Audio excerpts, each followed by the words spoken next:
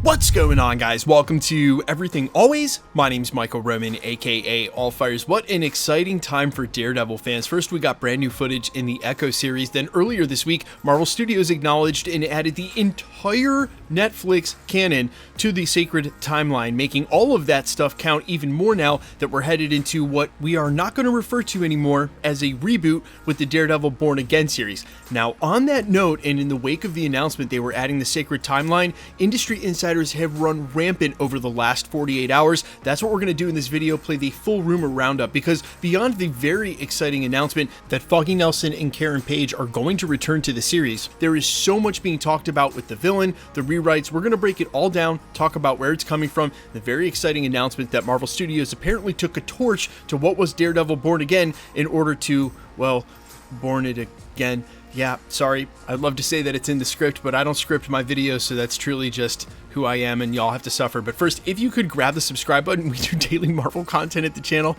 and that's all we do, everything from official Easter egg breakdowns, trailers, and reviews, to really bad puns and everything in between. So if that sort of thing's for you, hit the subscribe button, leave a comment down below. That will automatically enter you to win our ongoing PS5 giveaway. We already gave away one this year for Echo, and we're giving one away for every single Marvel drop, which will include X-Men 97, Agatha Coven of Chaos, Deadpool and Wolverine. Again, all you gotta do, be a sub, leave a comment if you want, stick around to the end of the video. We get into all the giveaway stuff again there. Okay, so after the official Marvel announcements, the industry insiders started with Jeff Sneider, where he said on the Hot Mic podcast that Foggy Nelson and Karen Page were going to return to the series after it was heavily reported that in the original drafts and shoots, the episodes that they had already shot and decided to scrap, they were not part of the series, and we're going to talk about that a little later in the scoops in this video.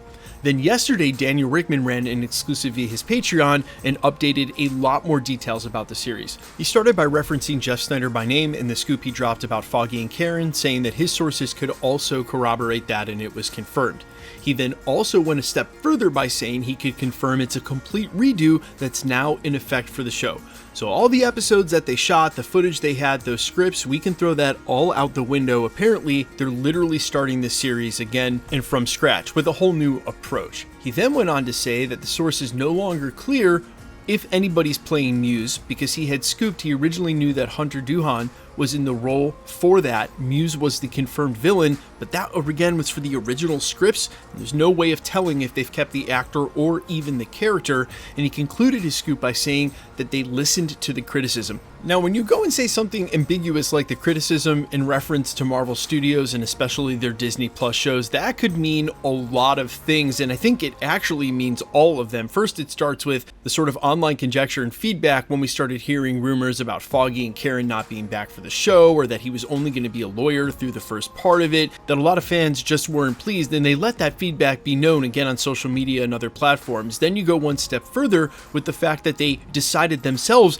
to scratch the whole show. Now, obviously, that's in response to just more than the show itself. It's really in a response to the greater whole of Disney Plus and how underperforming the shows have done.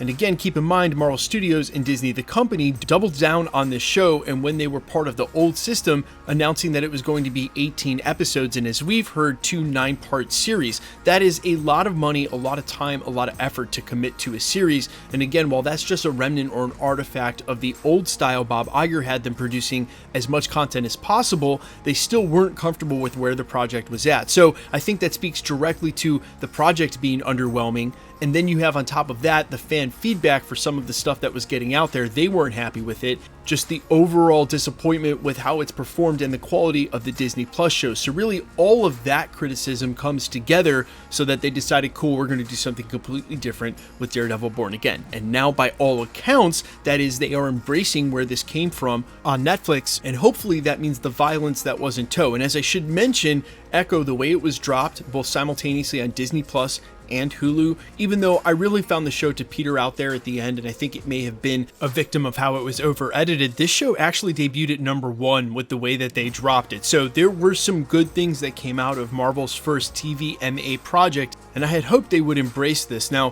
whether or not that extends to some of their other franchise projects, we know Deadpool and Wolverine is going to be rated R, and there are rumors out there that they'll do this with Blade. My hope is that if they continue to have success with projects like that, that they'll continue to do more violent, darker toned projects, and that's what the fans want to see. That's what they've been saying the whole time, and this harkens back to what Danny Rickman is saying about them listening to the criticism. They are trying desperately to get it right. And as Marvel fans who've watched them basically, well, as the kids would say, fumble the bag over the last 2 years, there's apparently no other way for them to get this right than doing all the reshoots. And I know it's been easy for a lot of people, myself included, to take shots at them over the last couple of years. Blade's on its 5th rewrite, Fantastic Four's on its 3rd rewrite. Now they're completely rewriting the Daredevil series, but what else do you want them to do, guys? You don't want them to put out the projects that they're rewriting, because that's what we've been complaining about the whole time. You can't have it both ways. So I, for one, am super excited about the fact that A, they're acknowledging the fans and what they want with the Netflix canon integration, and B, that they're willing to commit time, money, and resources to multiple drafts of all of these scripts in order to get them right. Keep in mind, Daredevil was way past the scripting process. They had shot, some say, half of the series, and they bagged now all of those episodes. That is quite a lot of money. Yeah, they can use it as a write-off, but it still takes time to do this and all over again. But you guys let me know all your thoughts down below, as always, in the comments. Number one, if you now can have the villain back on the table, who would you like to see as part of the series? For those of you who aren't familiar with Muse, we did do a full breakdown of him here at the channel, and I actually want him to stay the villain. He's extremely intense, and I think it would be great for a TV show. But you guys let me know, who do you want to see as the first villain now, if that's open again? And obviously there's going to be a ton of questions going forward about continuity, and if we're going to see any of those Netflix characters back now, and even some of the nitpicks. We will know that as we go forward. I'm sure Marvel Studios is going to take time to weigh in, and we'll get to see that once the series goes live. They're going to start filming on that presumably this year, and hopefully aim for a 2025-2026 release. Again, let me know all your thoughts down below.